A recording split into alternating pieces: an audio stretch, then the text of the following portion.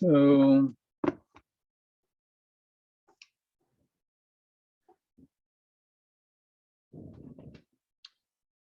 this is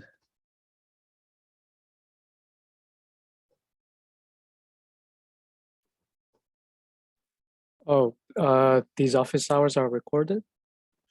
whenever I remember to do it, they are, and I post them. The last time I forgot, so that's why. So they're also on YouTube, right? Yes. Okay. So this is from number theory.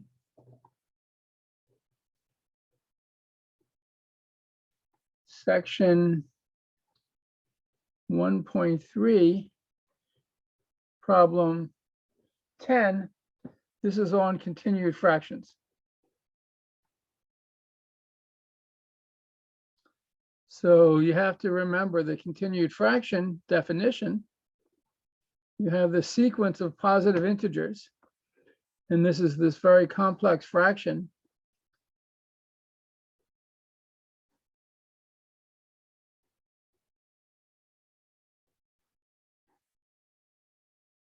That looks like that. And we want to work out a formula. If you just take the first little n terms, so little n is less than capital N. When you expand this, when you simplify it or make it as a simple fraction, it's Pn over Qn. And the exercise gives us a formula for what the numerator and denominator of this finite continued fraction are. Okay. So for example, if you start with n equals 0, when n equals 0, the continued fraction a0 is just a0, which is a0 over 1. If you had a0, a1, that's the continued fraction a0 plus 1 over a1. If you put that over a common denominator, that's a1, a0 plus 1 over a1. I'm just working out the first couple of examples so we understand what's going on. All right. So a0, a1, a2 is this continued fraction. And then I'll just simplify it step by step. This is a2 over a2a1 plus 1, which is a2a1 plus 1 times a0 plus a2 over a2a1 plus 1 a0, which I can just rearrange this numerator a little bit. This is a2. I have a2 in two different terms. So a2 times a1, a0 plus 1 over a2, a1 plus 1 times a0. Let's see, I don't know if a2 times a1, a0 plus 1 plus a0. So you have to sort of check my arithmetic, but because everybody makes mistakes and I always do, and you just go back and check things a lot. So these are the first three continued fractions for n equals 0, n equal 1, and n equal 2. All right. So is there any question about how to do this kind of algebra? Is that okay? Yeah, I think I understand. I mean, it's just basically high school algebra, only a lot more complicated than anything you ever did in high school, but it doesn't, you don't need calculus or linear algebra or any advanced mathematics for what we just did. But you have to be able to do fractions with algebra. Okay, now, so what is the problem assert? So we're going to define sequences of integers P0, P1, P2, and so forth, and Q0, Q1, Q2, and so on, what are called recursively. We'll define the first two terms of the sequence, and once they're defined, we'll define everything else. So we'll start with the P's. So we define P0. Remember, we have a certain continued fraction. The continued fraction, A0, A1, A2, up to A sub n. Right, so this is what underlies everything. So P0 is just defined to be A0. And we define P1 to be equal to A1, A0 plus 1. So here I have 0 and 1, and the recursion formula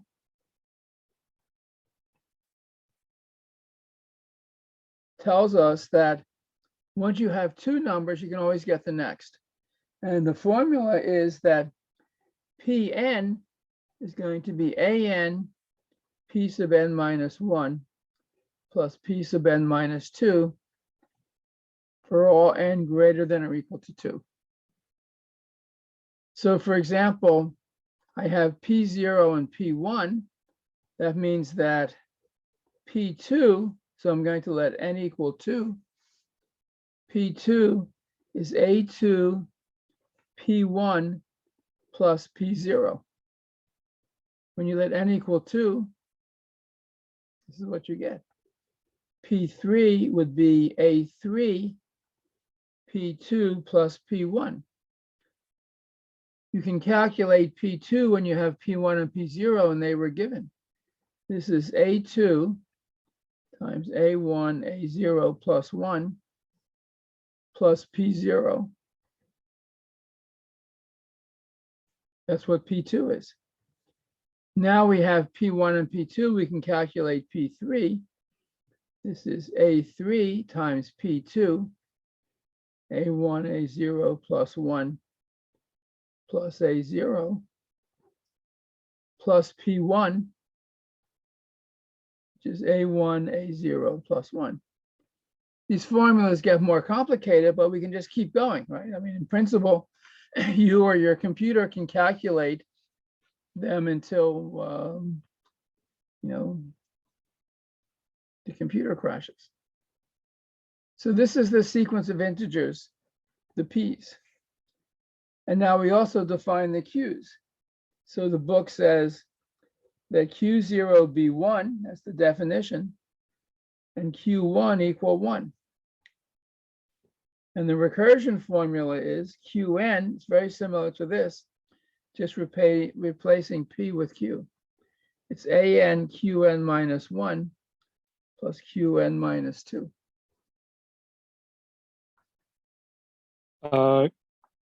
A1 and 1 is just the same thing, right? That's why you made a Q1 equal to 1.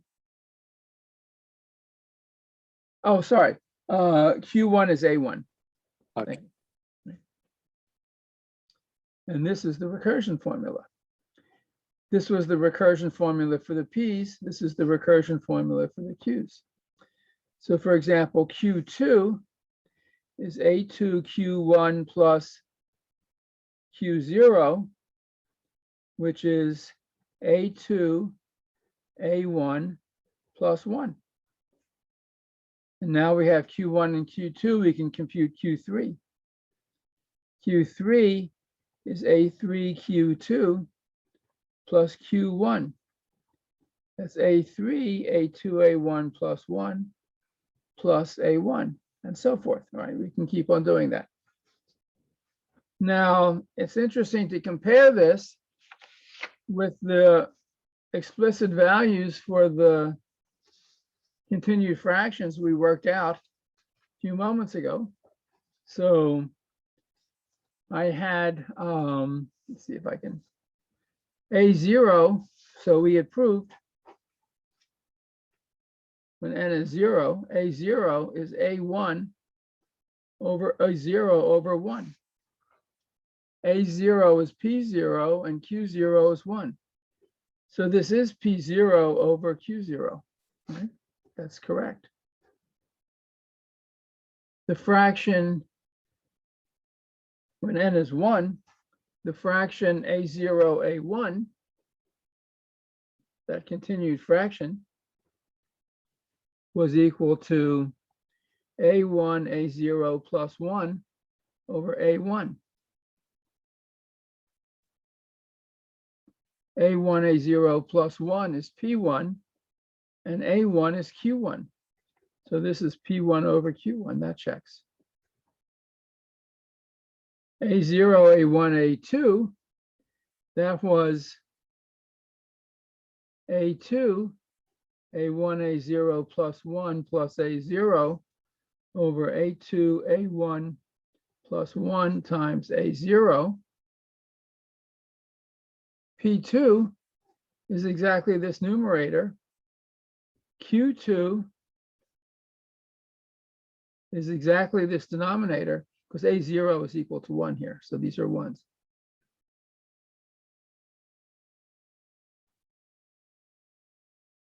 Let me just double check something.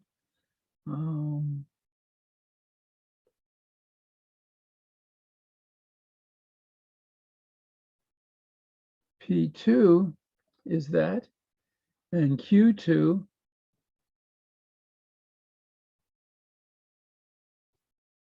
8. Where did this A0 come from?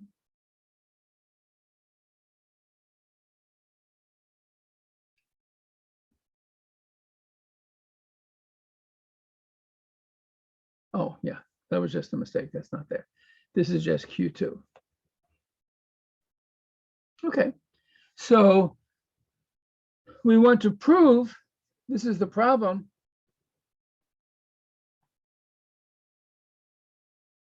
Prove this continued fraction is equal to Pn over Qn for all n, right?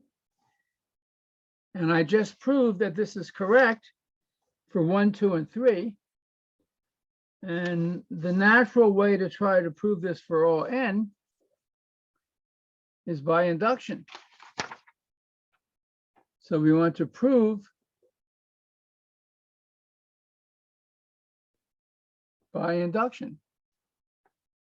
So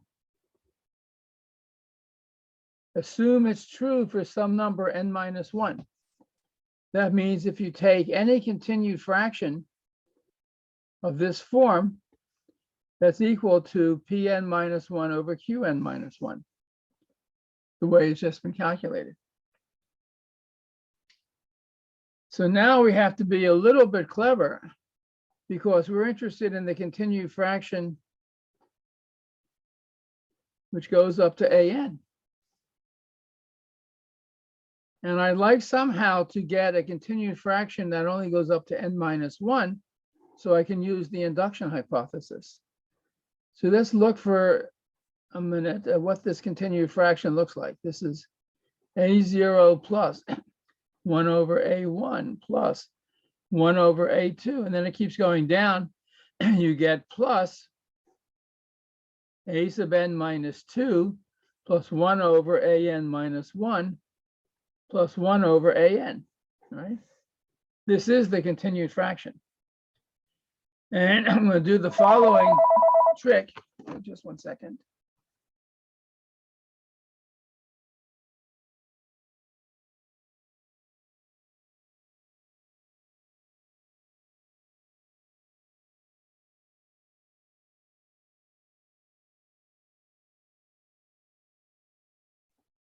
Oh, sorry. So what we're going to do is say, I have here an minus 1 plus 1 over an. So let me give that a name. Let's say an minus 1 prime be equal to an minus 1 plus 1 over an. And in that case, this continued fraction is the same as the continued fraction where instead of an minus 1 comma an, I put in this an minus 1 prime.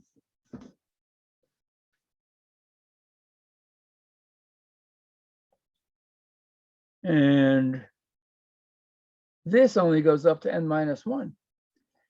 So I can use my formula for this. This is going to be, I'll call it Pn minus 1 prime over Qn minus 1 prime, where these are the numbers computed by that recursion. See, what was the last step in the recursion? So, but with these numbers, we're going to have that pi prime equals, see, these first n minus 2 numbers are the same. So you're going to get the same fractions up to n minus 2. The only time these two continued fractions will give you different p's and q's is on this last step. So what is Pn minus 1 prime? This is equal to An minus 1 prime times Pn minus 2 plus Pn minus 3. That's our formula. But An minus 1 prime, that's this. I can write this as An minus 1 plus 1 over An times Pn minus 2 plus Pn minus 3.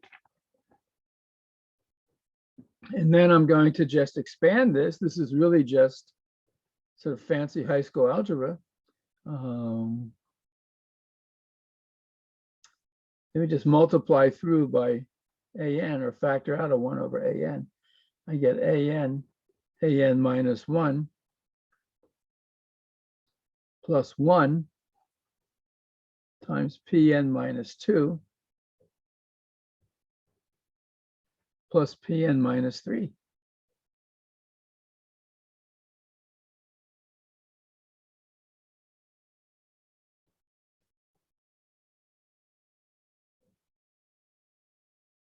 So this is 1 over An. I have An times An minus 1, Pn minus 2, plus Pn minus 3, plus Pn minus 2. And this is Pn minus 1. That's just the recursion formula. And this is Pn.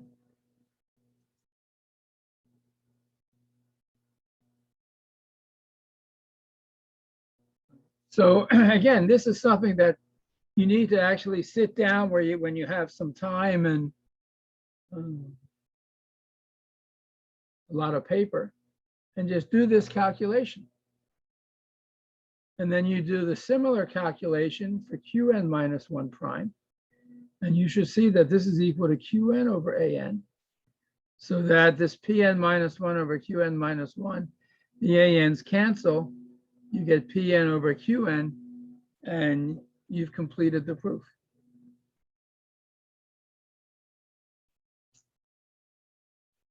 And that is how it goes.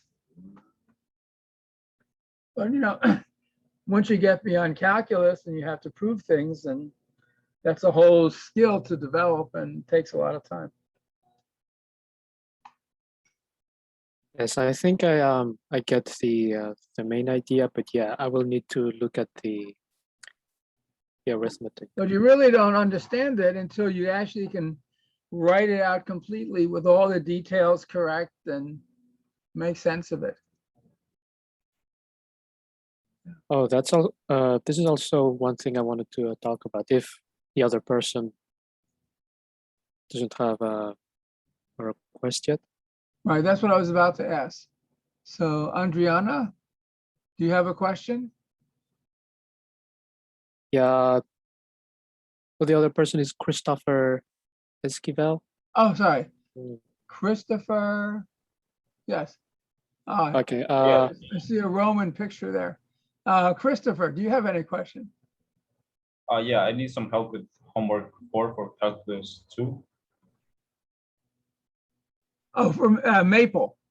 Yes. Okay. All right. When is that due? That's not due for a while though, isn't it?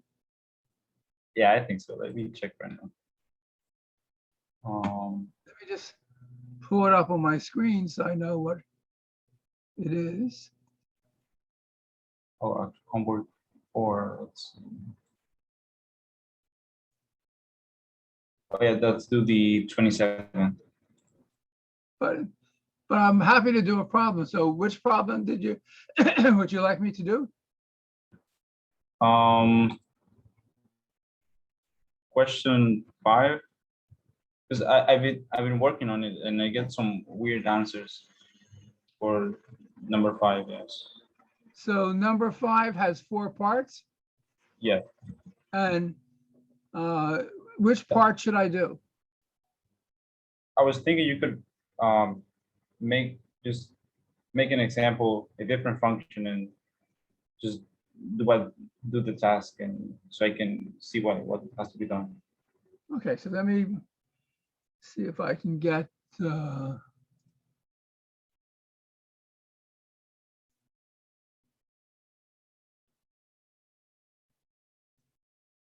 Blackboard here.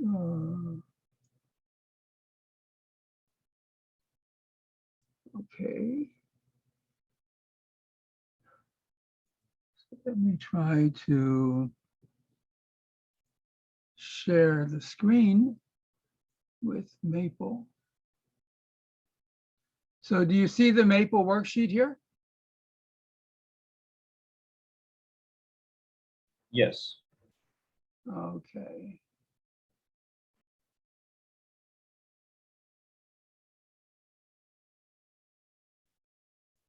So let me just take the first problem. That's easy enough and see what I can do.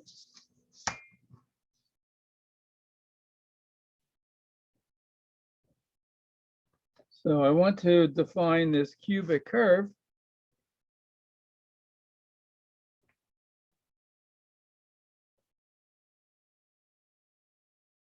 Actually, I'll do B. That looks more. Call this D. So I'll stick to that. X goes to x cubed minus 5 times x squared minus 7 times x. X cubed minus 5. And I just like to see what these things look like. So let me plot the function.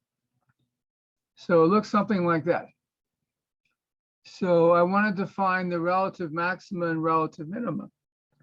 So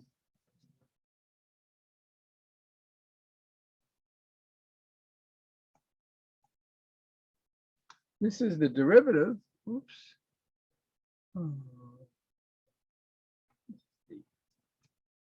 That's the derivative. And you have the maxima and minima where the derivative is 0. So we could say, okay, let's solve the equation. Derivative of f of x equals 0 for x.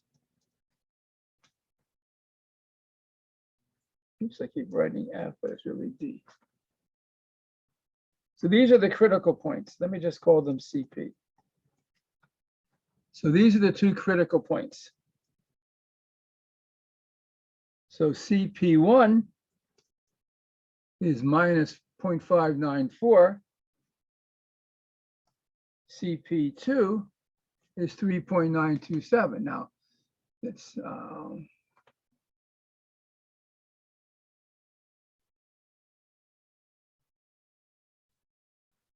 just blow it up a little bit like this. So you can actually tell just by looking at the curve that your maximum is at the first critical point and the minimum's at the second. But if you want to use the second derivative test,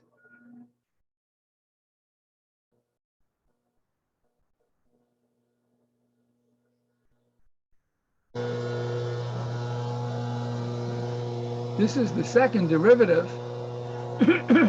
And let me just give that function a name. I don't know what to call it, so I'll just call it U.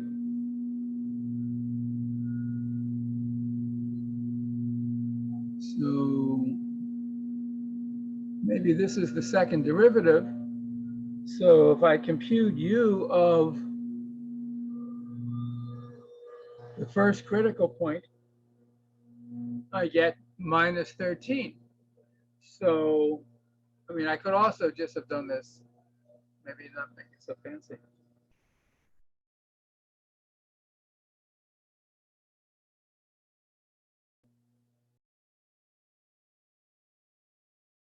This is just computing the second derivative of d at the first critical point, and I get the same number. It's negative.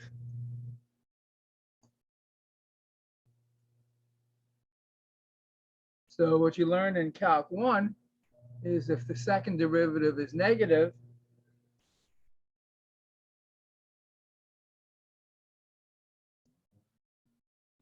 it means you have a local maximum, or a relative maximum.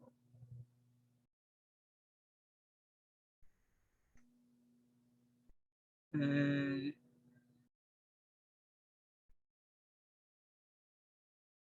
suppose I calculate the second derivative at the second critical point. It's positive.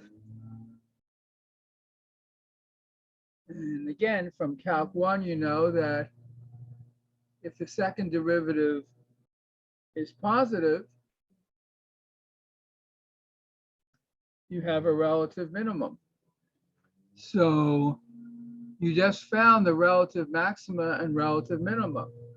And if we solve the equation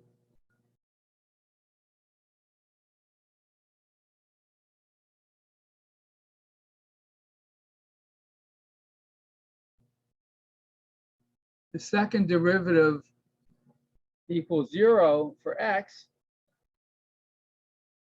we get 1.66. And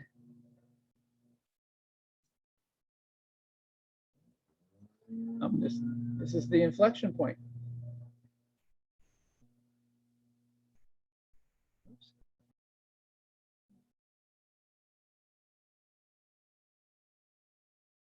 Right there is where the curve changes from concave down to concave up.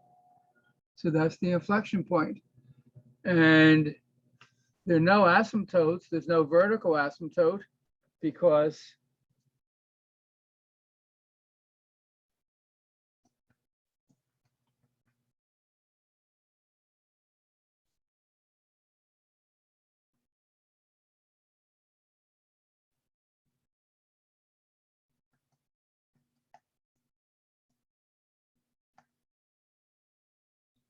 the function is defined everywhere. And if you take the limit as you go to plus or minus infinity, it's infinite. So there's also no horizontal asymptote. So that seems to be the whole story for that problem. Got it. I think I get it now. Could you do letter B as well? Sure. Just want to see something. So this is the function f of x equals minus 2x divided by the square root of x squared, plus 1.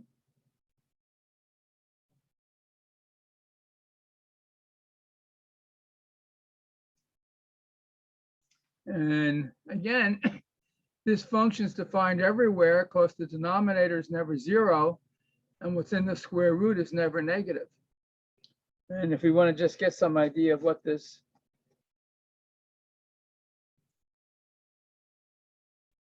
function looks like,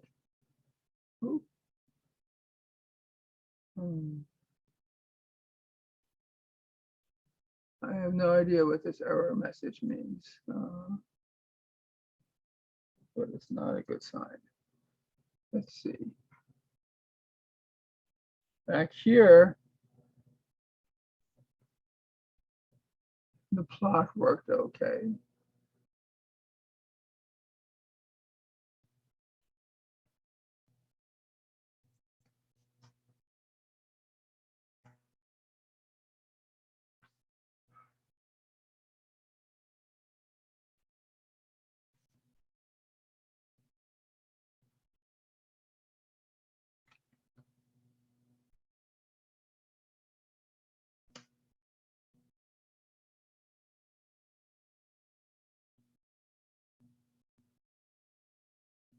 So there might be something the matter with my computer or my Maple program, because there's no reason why this shouldn't work.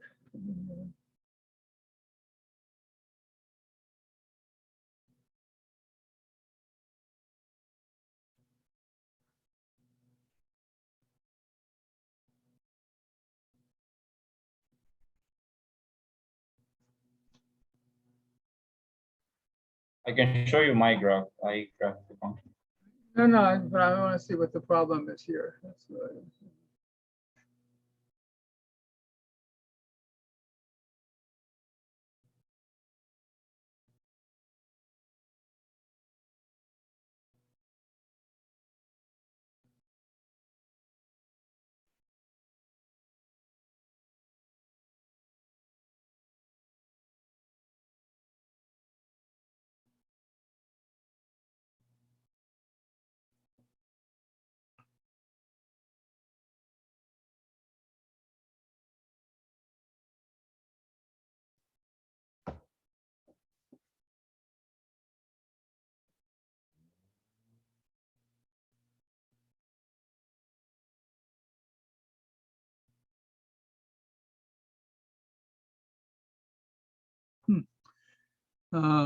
Well, okay, but in fact, I don't know why it's not plotting, but we don't need the plot to solve the problem. Again, everything is exactly the same. We have this function. And what is the derivative? That's what it is. And to find the critical points,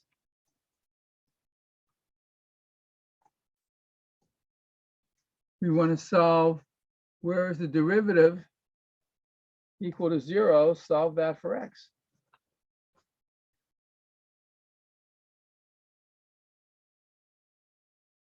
And maybe there are no solutions. Huh, interesting.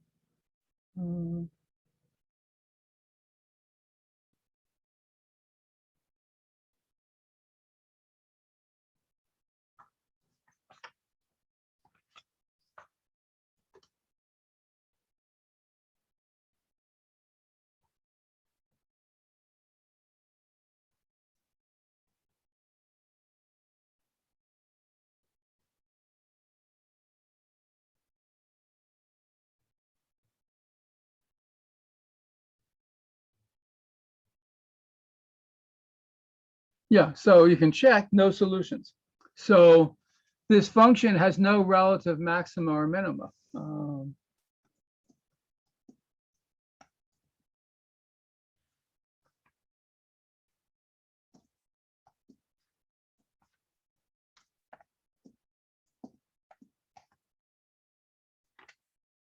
Right.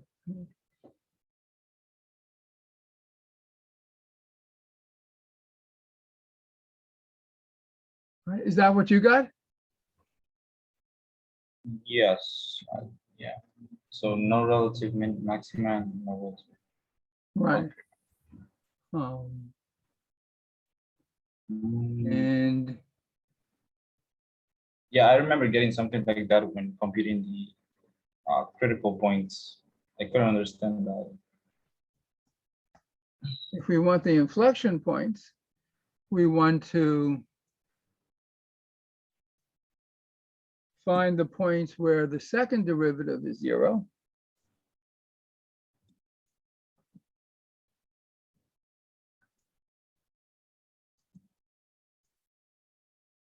So this is solve second derivative equal to 0. And according to this, second derivative is 0 at 0. And is that an inflection point? Well, it depends whether the second derivative changes sign as you pass through 0. Let's see.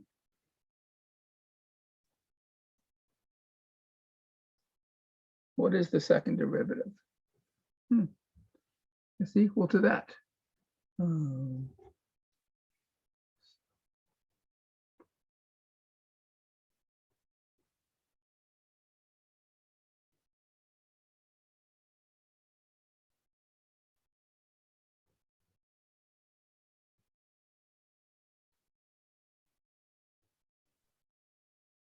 Okay, and just one last thing. For question 6, I just need a loop. Yeah, so this is an inflection point. If you calculate the second derivative, you see it changes from positive to negative as you go through 0. So there is an inflection point. Okay.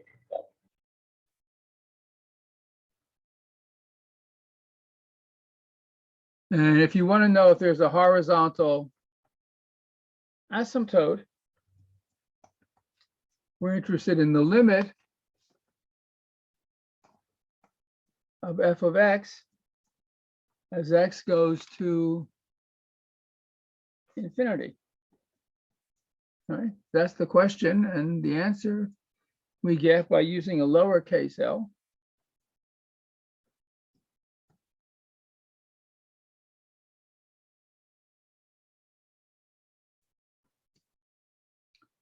So as x goes to infinity, there's a horizontal asymptote at -2. And when you go to minus infinity, there's a horizontal asymptote at +2. And this function is also 0 at 0.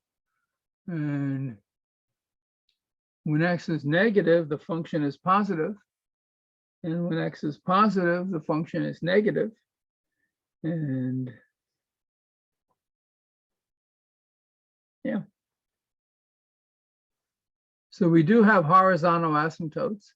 We do not have vertical asymptotes. And we have an inflection point, but there's no relative maximum or minimum.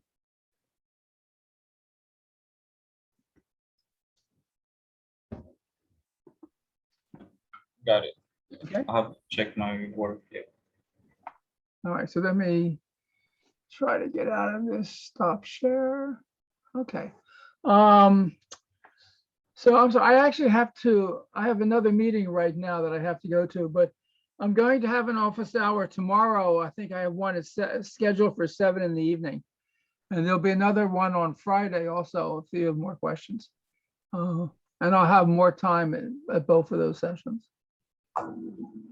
Okay, thank you. Okay, All right, Professor. Have a good day. right, bye.